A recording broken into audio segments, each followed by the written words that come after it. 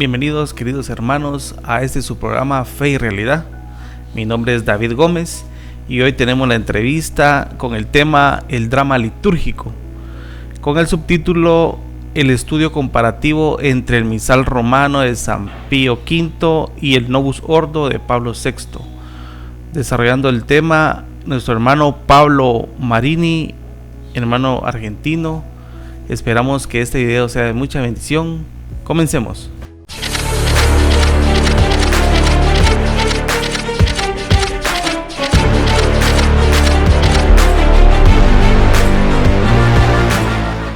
Bienvenidos hermanos a su programa Fe y Realidad, con nosotros y nuestro hermano Pablo Marini, desarrollando el tema antes mencionado. Es de nacionalidad argentino, tiene 65 años, ¿es correcto?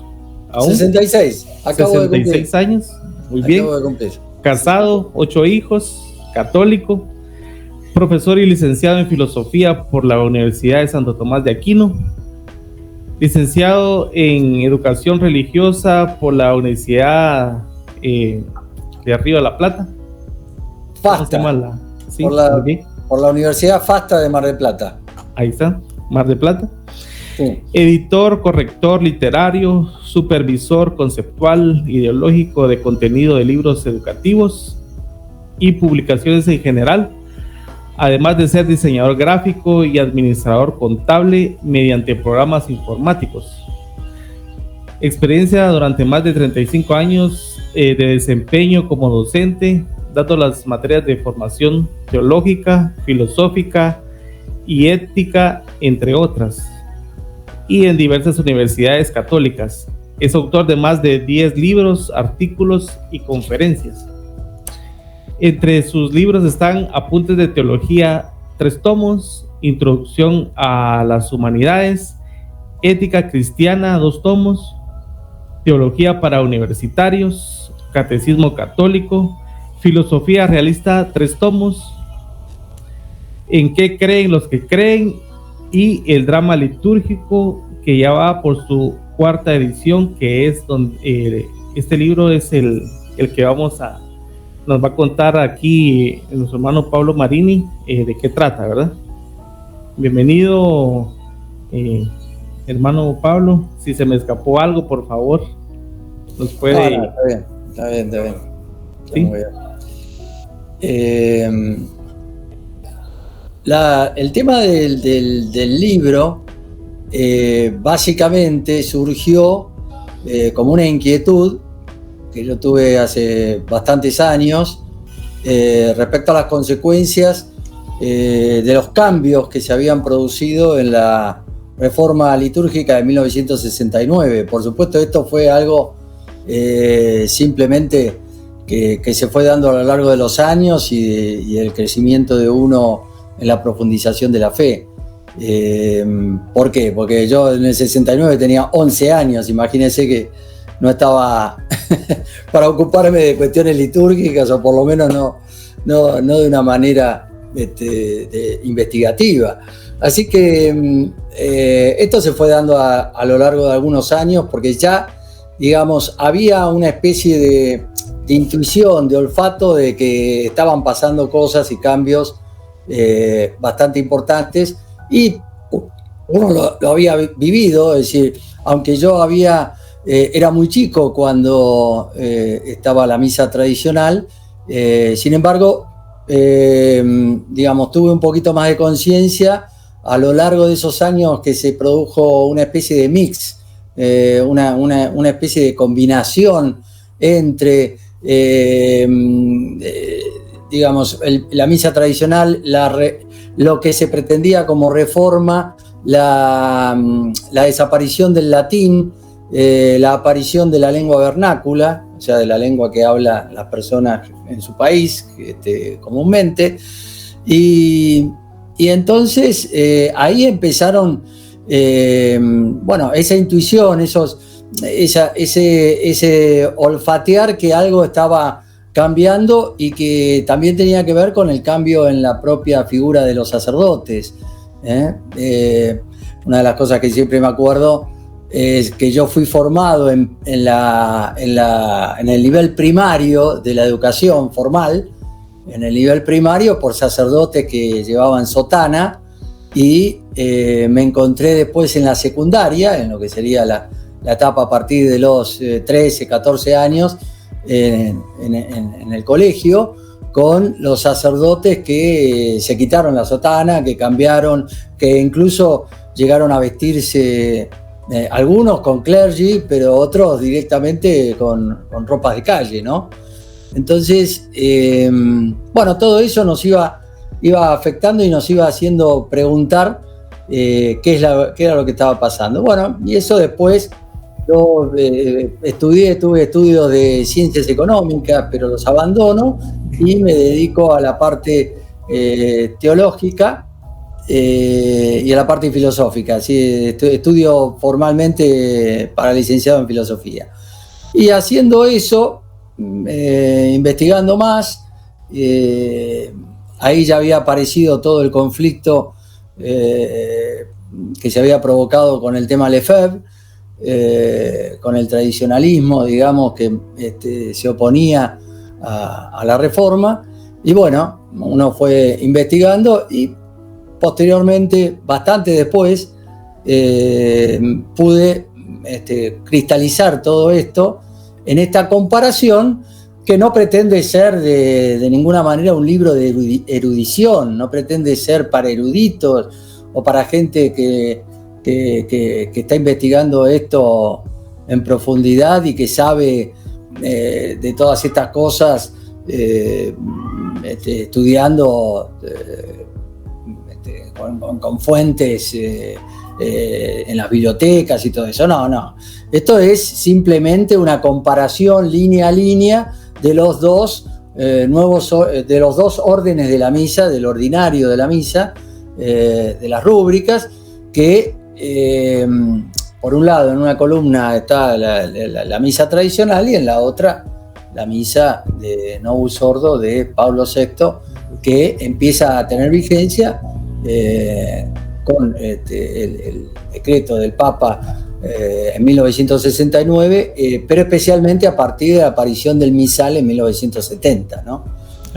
Esa comparación da básicamente que hay una cantidad de cambios impresionantes, que hay una cantidad de supresiones también notables, pero los cambios no están hechos solamente sobre el tema del latín mismo, sino también en las traducciones.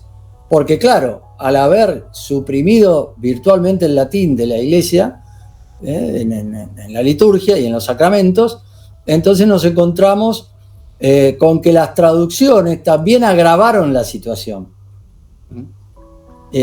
¿Hacia qué? Hacia lo que se llama una deriva protestantizante, o una deriva protestante, ¿no? Esto es lo que un poco todos los estudiosos han coincidido, e incluso personas que participaron de la Comisión Concilium, que es la comisión que encargó el Papa Pablo VI para realizar la reforma, ¿no? A cargo, como presidente, el cardenal Lercaro, pero en realidad el CEO, el ejecutivo, fue el famoso Monseñor Bugnini, del cual se puede sospechar seriamente que pertenecía a la masonería. De acuerdo, directamente el padre Moore, con los libros que ha sacado últimamente, directamente dice que la investigación que se llevó a cabo, él ayudando al cardenal Gagnon, llega a la conclusión de que efectivamente Bugnini pertenecía a la secta masónica, lo cual es muy grave porque se trata de la persona que efectivamente llevó a cabo, manejó, digamos, y manipuló, diríamos, la reforma litúrgica. De hecho, una de las cosas que se le descubrió a Bugnini fue que al Papa le decía una cosa afirmaba, ¿no es cierto?, algo diciendo, lo aprobó la comisión. Y a la comisión le decía, lo aprobó el Papa. Ese jueguito, ese doble juego, se lo descubre Bouillet, que es un famoso converso, que no era precisamente tradicionalista, de hecho le tenía críticas bastante duras contra la posición tradicionalista. Sin embargo, se empieza a dar cuenta que Bugnini estaba haciendo una cantidad de cosas absolutamente arbitrarias y disparatadas, y eso es un poco lo que también se refleja en la cantidad de cambios que hay, en las supresiones especialmente que hay en el novus sordo de la misa.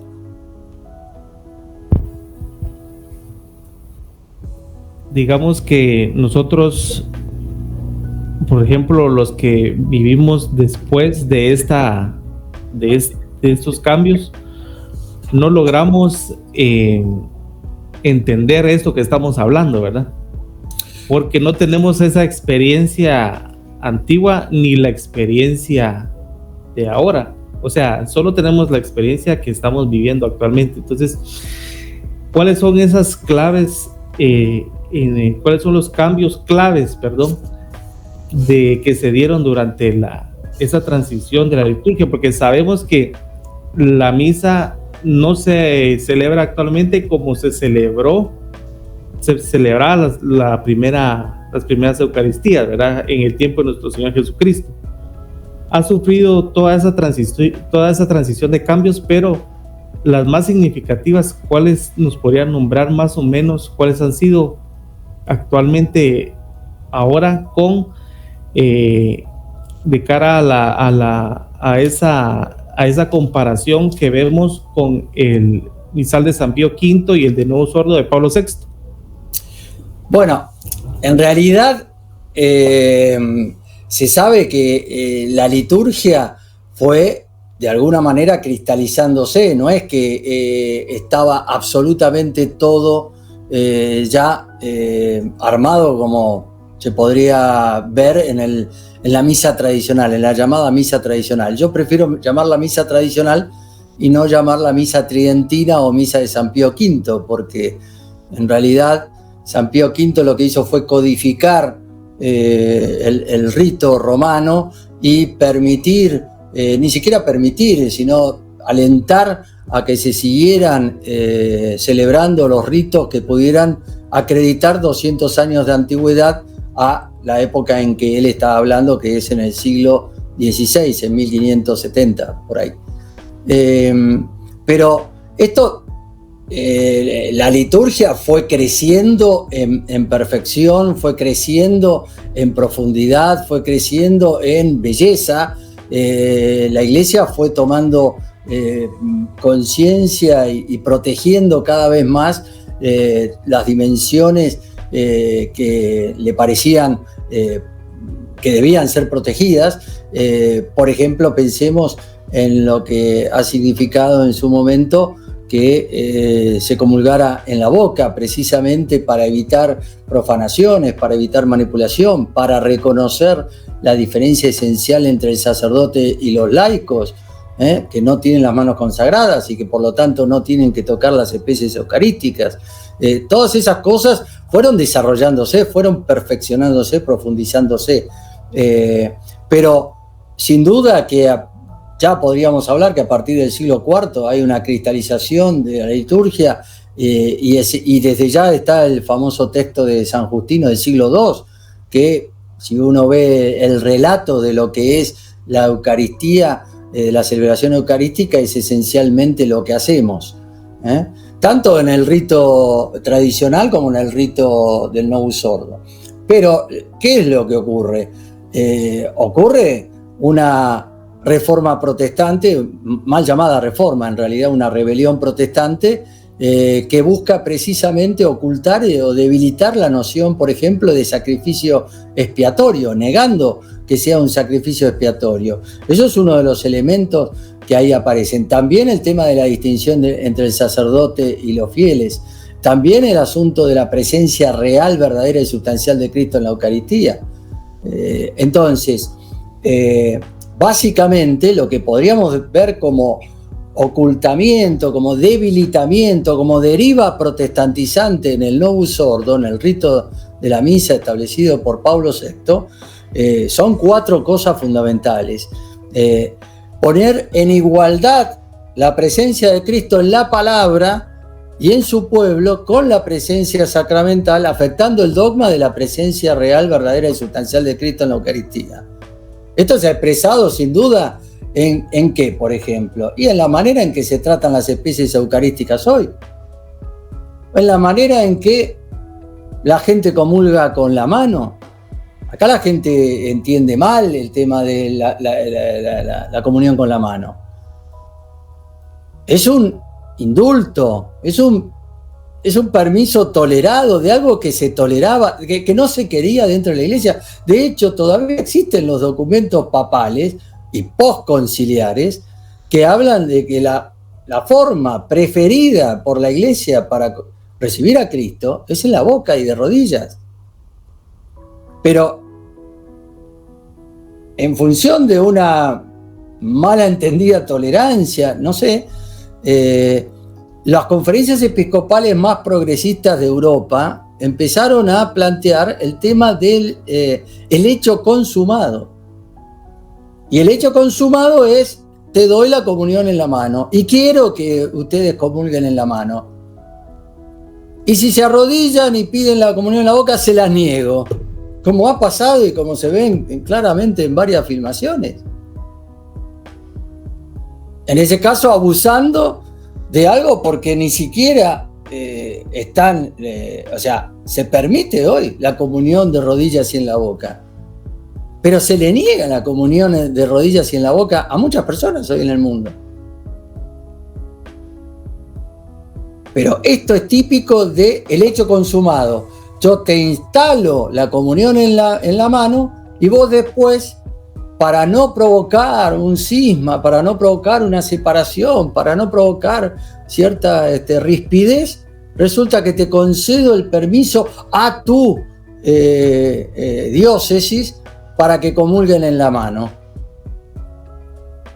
Eso es una debilidad tremenda que ha habido de la parte de la autoridad papal, que ha permitido esto.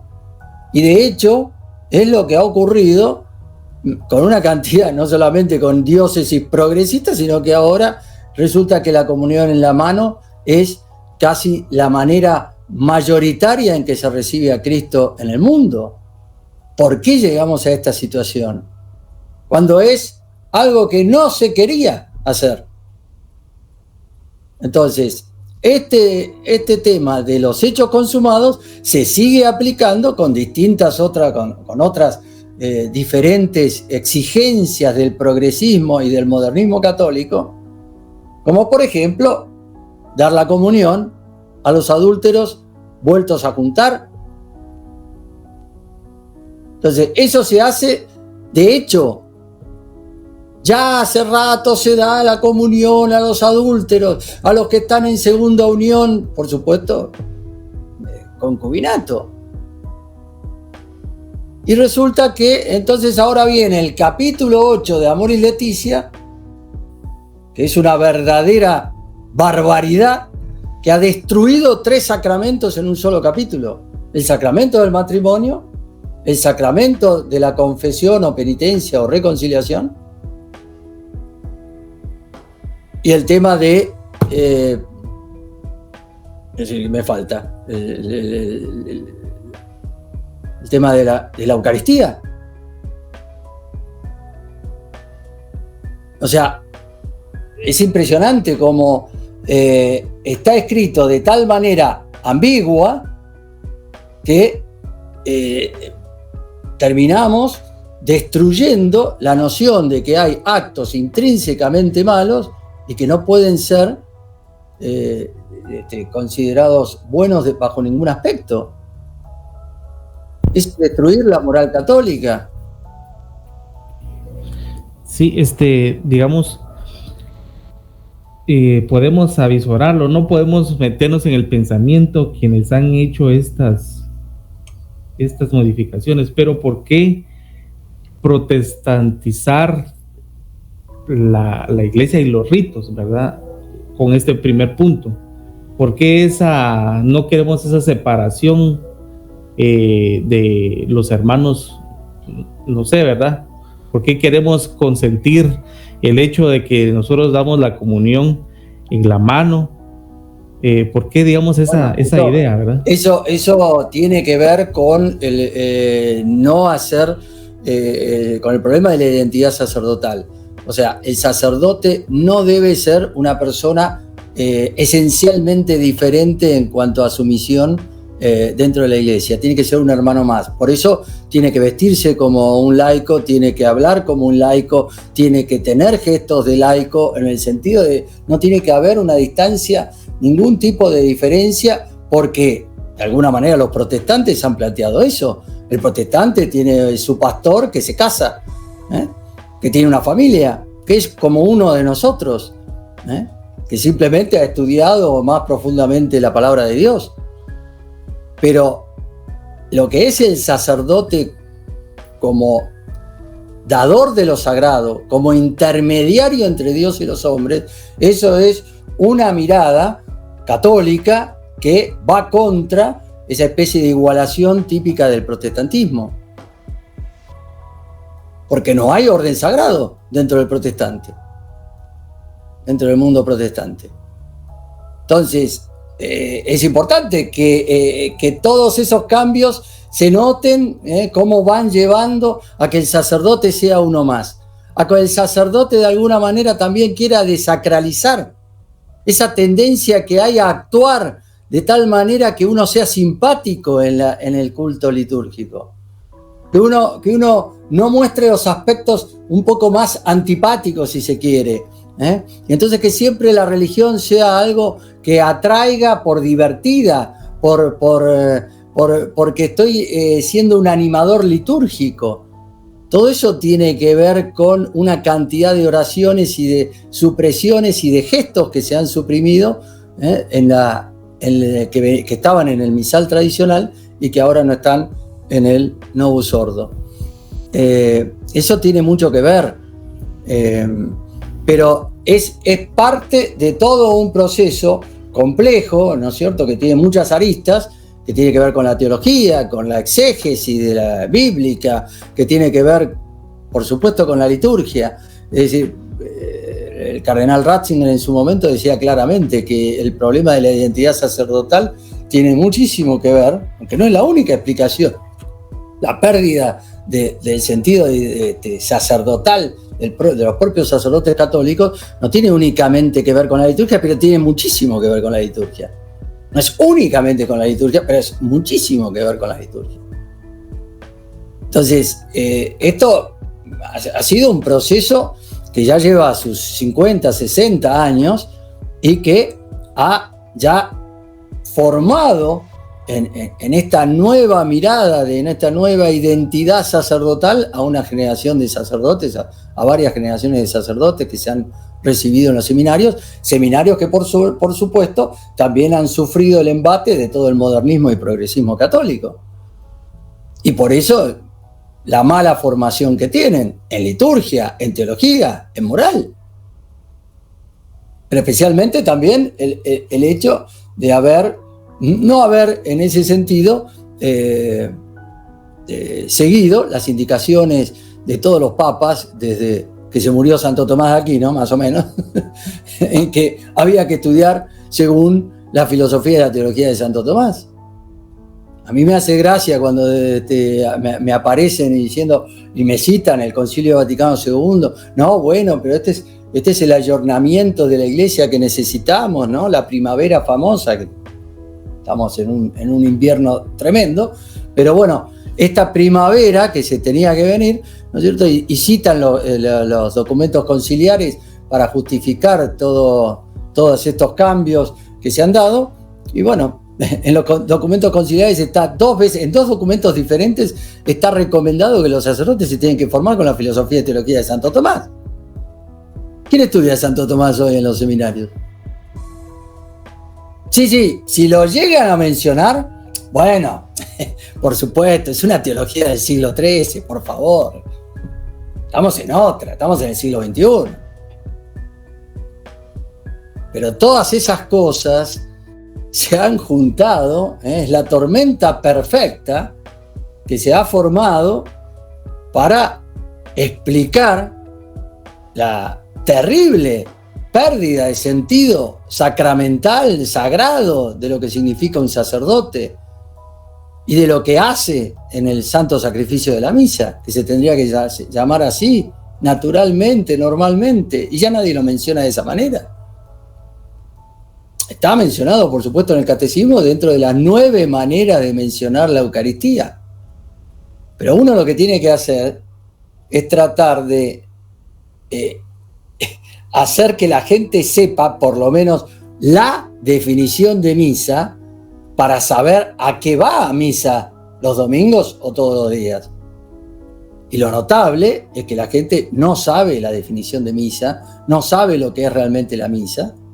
Acabo de hacer un pequeño experimento y encuesta en un colegio católico donde los alumnos, ¿cuántos años están en un colegio católico?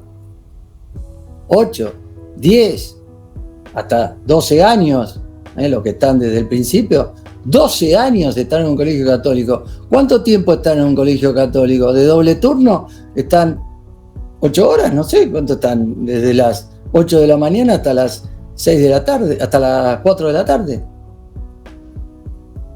8 horas. Me contestaron bien de 18 alumnos, 2 porque venían, y no me contestaron exactamente lo que es la definición, me contestaron 2 que venían de otro colegio, pero los otros 16 contestaron cualquier cosa. Pero eso es, trasladémoslo a lo que es hoy la asistencia a misa en el mundo entero. Son asistencias ridículas. Hay países como la Argentina, en donde esa asistencia a duras penas llega al 7%. Estoy hablando de los que van a misa, ¿no? Para cumplir con el precepto, para dar culto a Dios como corresponde. Pero es el 7% de un país que tiene, qué sé yo, será el 70 y pico % de gente bautizada en la Iglesia Católica, por no decir el 80% de gente bautizada en la Iglesia Católica. Pero el tema es que esto viene de lejos. La gente no sabe hace rato qué es la misa. La gente cree que, como me han contestado, la gente cree que, bueno, nos reunimos para unirnos con Dios, nos reunimos para leer la Sagrada Escritura, nos reunimos en un banquete convivial, como han advertido algunos papas en algún documento, por los abusos. Pero no son solamente los abusos, que ese es uno de los errores que ha habido para tratar de corregir todo lo que ha pasado a partir de la reforma de Pablo VI. No son solamente abusos. Es un problema que también toca a ciertos puntos esenciales de la teología, como hemos visto. No porque los eliminen absolutamente, sino porque los oscurece, porque los confunde, porque no es claro que eso es la renovación o actualización del sacrificio del Calvario. De hecho, confunden hasta los propios documentos papales últimamente, como es Desiderio Desideravi, la carta apostólica del 29 de junio de 2022, que dice claramente que lo que se hace presente hasta la vuelta de Cristo es, lo que se hace presente en la celebración de la Eucaristía es la misma cena. Nunca la Iglesia dijo que la renovación o actualización o representación, como dice el Concilio de Trento, se refería a la última cena. Todo esto se refiere al sacrificio de Cristo en la cruz, no se refiere a la última cena. Por eso el peligro de confundir todo esto y de creer que en realidad lo que hacemos es hacer memoria de la última cena. Hacemos memoria ¿de qué? De la última cena, ni siquiera del sacrificio de Cristo en la cruz, de la última cena. Esto está en el último documento papal sobre liturgia.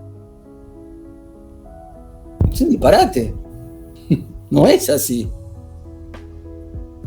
Pero eso confunde a la gente entonces, porque ¿a qué voy? ¿Y a a recordar lo que hizo Cristo en la última cena. ¿A qué voy? A un banquete. Bueno, en un banquete, por supuesto, el sacerdote, mejor dicho, el anfitrión no puede dar la espalda a sus invitados. Entonces, demos vuelta el altar, que es lo que se hizo de una manera que eso no está en el documento Sacrosanctum Concilium del Concilio Vaticano II. En ningún momento dice que hay que dar vuelta al altar. Después, por supuesto, sí, la reforma Piola, Bunini, da vuelta al altar. Pero entonces los progresistas y los modernistas sacan las conclusiones correspondientes. Si damos vuelta al altar, porque en definitiva nos tenemos que ver las caras, es porque de alguna manera estamos, la dimensión primordial que se debe destacar es la de banquete convivial, la de un encuentro fraterno, en donde nos vemos las caras y no nos tenemos que dar las espaldas. Siempre ha sido ridículo ese argumento cuando sabemos perfectamente que el tipo de la primera fila me está dando la espalda a mí. ¿Qué le tengo que decir? Che, date vuelta. Es estúpido. Pero el hecho de que el sacerdote se diera vuelta y que dieran vuelta al altar para que todo se concentrara en una mirada antropocéntrica, eso tiene su importancia. Por supuesto que ha sido esto denunciado. Empezando por el mismo Ratzinger, que hizo hincapié en que se tenía que volver a dar vuelta al altar para que todos, el sacerdote y los fieles, estuvieran mirando a Cristo, estuvieran mirando a Dios.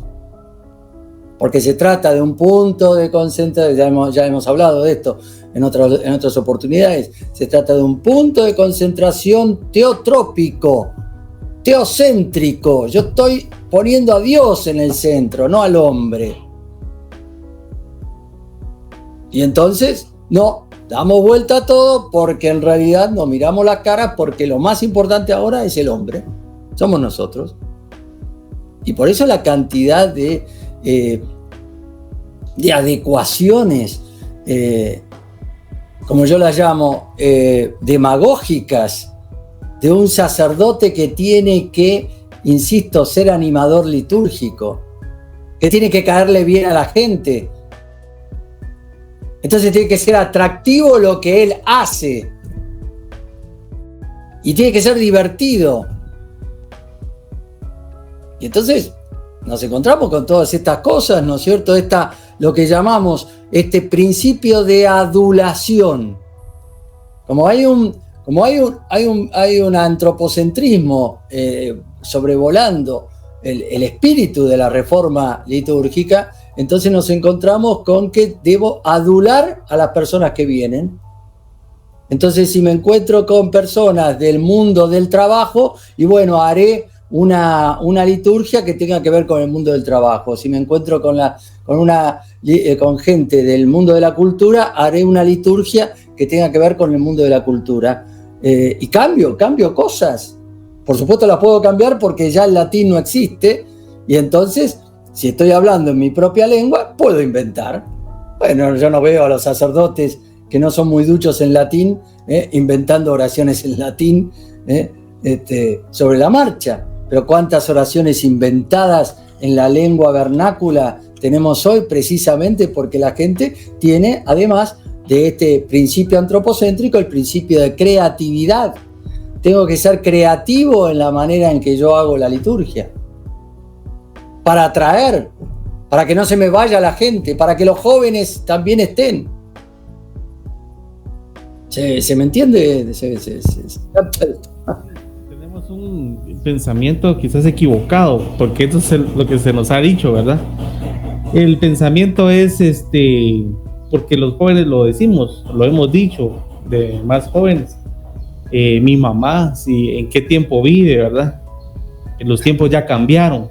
Ahora son otros, antes se hacía esto, ahora se hace otra cosa. Entonces, esa concepción de cambio de tiempo, de, como usted bien lo decía, el ayornamiento, ¿verdad? El que los días esos el tiempo antiguo ya pasó, ahora son cosas nuevas.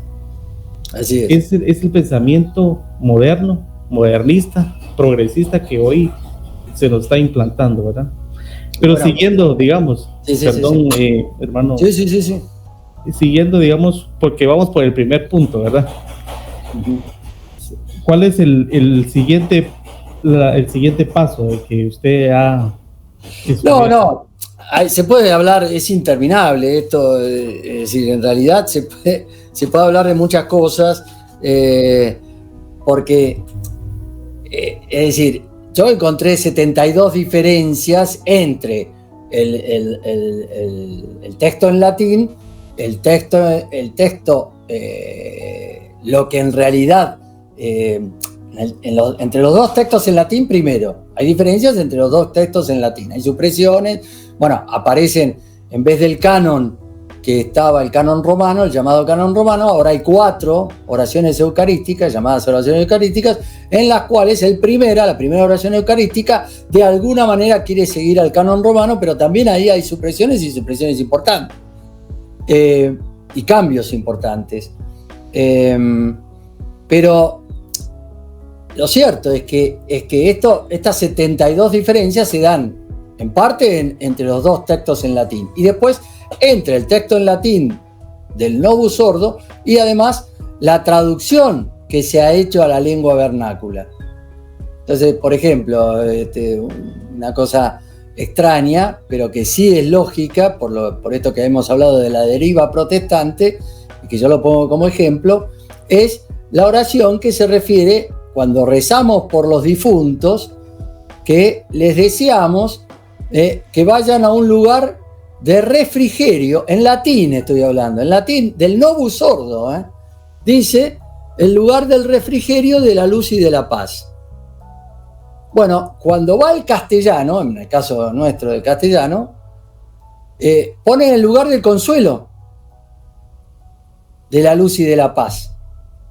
Usted sabe que nosotros le deseamos a los difuntos que pasen del lugar del purgatorio, por así decir, porque nosotros estamos rezando por los difuntos en los cuales tenemos fundadas esperanzas de que están salvados y que efectivamente, si todavía no están en el cielo, estarían en el purgatorio. Y nosotros, ¿qué les pedimos? El lugar del refrigerio, que vayan al lugar del refrigerio, de la luz y de la paz. ¿Por qué? Porque en el purgatorio todavía hay oscuridad, por eso pedimos luz.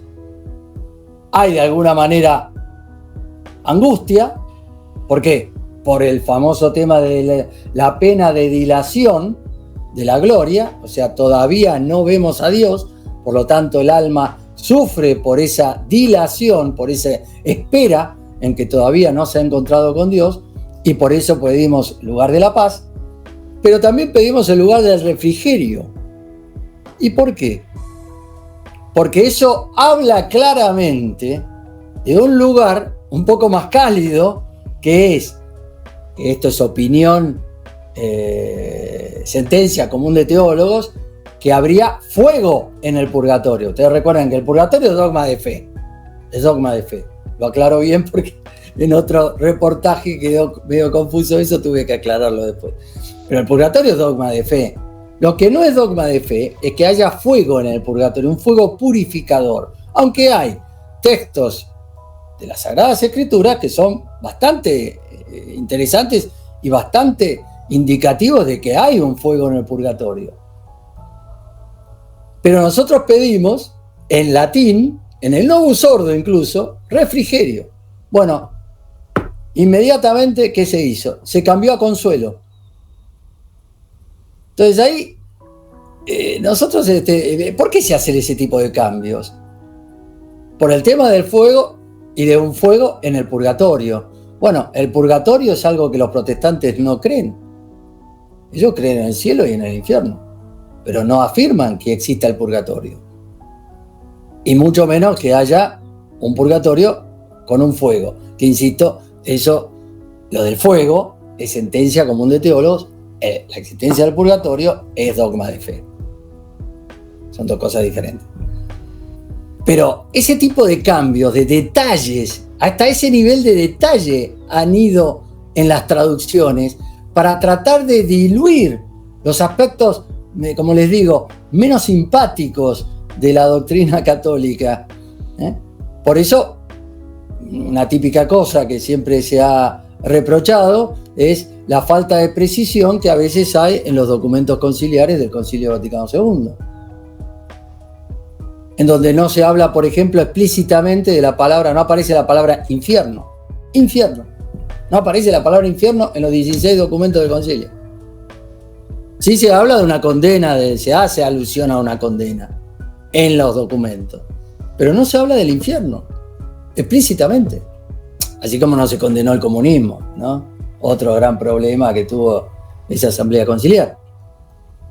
Y que fue parte, se sabe, ¿no es cierto?, del acuerdo de Metz, en donde se comprometieron a que si la Unión Soviética dejaba salir, le daba visa a ciertos dignatarios de la Iglesia Ortodoxa, como eso favorecía la dimensión ecuménica, entonces se planteó como pacto que no se iba a condenar explícitamente el comunismo, aunque hay notas al pie de algunos documentos conciliares que hablan de la condena del comunismo en Divini Redemptoris, por ejemplo, ese documento de 1937. Pero eso es una nota al pie, no está explícitamente en el texto principal del documento. Bueno, ese tipo de cosas, ¿no? Ha habido... Pero es interminable esto, o sea, por eso yo hablo de 72 cambios. ¿Qué pasa con todos esos cambios? ¿Son todos importantes? ¿Tienen la misma importancia? No, obvio que no. Algunos son, como este mismo, son cambios de detalle y son cambios en traducciones. Pero, ¿a qué apuntan todos esos cambios en conjunto? ¿Qué se puede ver claramente? Y la concesión a los protestantes. La concesión a los protestantes. Y estas cosas que yo he señalado, ¿no es cierto? Poner la palabra de Dios casi al mismo nivel que la presencia real de Cristo en la Eucaristía. El tema del banquete puesto mucho más preeminentemente, ¿no?, sobre el asunto del sacrificio expiatorio, porque los protestantes pueden admitir sacrificios de alabanza. Se pueden admitir. Lo que no admiten es que la misa sea un sacrificio expiatorio, o sea, que la misa sirva para expiar pecados, por ejemplo. Es decir, eso no lo admiten de ninguna manera. La dimensión sacrificial, porque eso, y además que sea una renovación o actualización del sacrificio de Cristo en la cruz. Para el protestante, no, de ninguna manera. El único sacrificio es el sacrificio de la cruz. De ninguna manera hay una renovación incruenta del sacrificio. De ninguna manera. Por eso los protestantes terminan en una especie de memoria, de conmemoración memorativa, de recuerdo. Y por eso terminan eliminando todo, el altar, es decir, por supuesto en las dimensiones, en lo que se llama los sacrificios eucarísticos o las celebraciones, las celebraciones de la Cena del Señor. Sí, por supuesto, hay una mesa, pero todo eso sin dimensión sacrificial expiatoria. No puede haber verdadera, auténtica renovación ahí. Por eso no hay presencia real tampoco. Lutero al principio comenzó con una especie de consubstanciación, pero simbólico en el fondo. Termina con Calvino diciendo que es un mero símbolo. Pero todas esas cosas han penetrado de alguna manera en el espíritu católico hoy, en la liturgia, y bueno, la misa tradicional era un baluarte contra todo eso.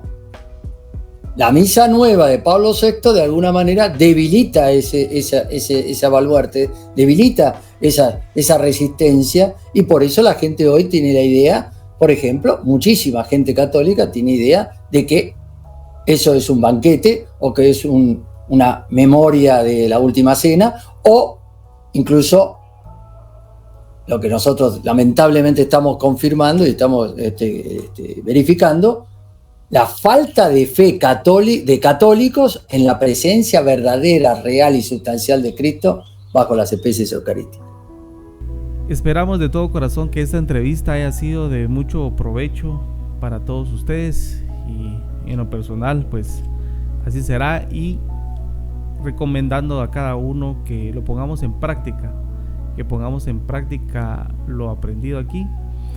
Y recuerden, amigos, busquemos siempre la santidad, porque dice Levítico 19:2: sed santos porque vuestro Padre es santo. Hasta una próxima.